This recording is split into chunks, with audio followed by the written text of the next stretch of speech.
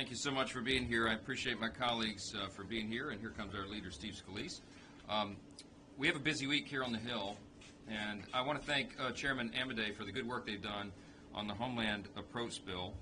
We'll talk a little bit about that, but I just want to share with you a few other names that are very important to us and very important to all the American people. Jocelyn Nungary, Rachel Morin, Chris Gadd, Travis Wolf, Aiden Clark, Kayla Hamilton, Laken Riley. These are some of the names that are becoming more familiar to people because they were just some of the innocent Americans whose lives were taken too soon because of that wide open border. They were senselessly killed by monsters who crossed our border illegally. Jocelyn is one who's captured the hearts of the country. She was a 12-year-old girl in Houston. She was murdered in cold blood just last week. Right now, we're averaging at least 500 gotaways every single day across that border. 500 every day.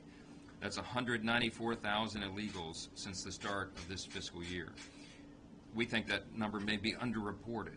We all know that it's a lot. And just one, let's say it's 194,000, just one of those 194,000 needs to have ill intent to put hundreds of American lives at risk. 2 weeks ago, 8 illegal aliens with ties to ISIS were arrested inside our own borders. These were terrorists that the Biden policies welcomed into our country. The only reason the FBI did anything about that is because House Republicans have been pressuring them to do more. I don't know what it's going to take for Joe Biden to wake up, but I can tell you that's the demand of this country. I wanted to wake up. I wanted to finally do his job, and we need to know how many more innocent 12-year-old girls have to lose their lives before he actually secures the border.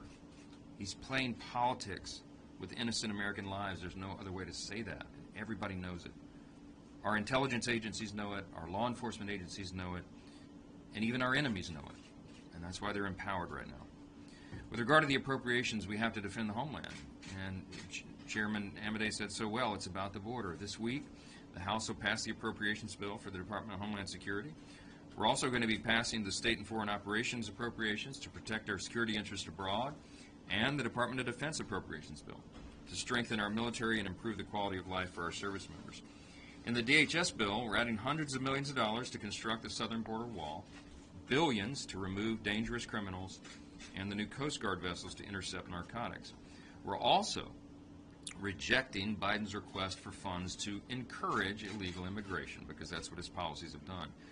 We want everybody watching to see how the Democrats vote on these bills. I think that's going to be a very important test. Do Democrats want to protect our borders? Do they care about the loss of all these innocent lives? I mean, some of them are saying so, but they need to take action to help us.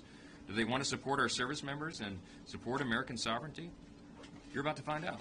So we'll see how the vote turns out. With regard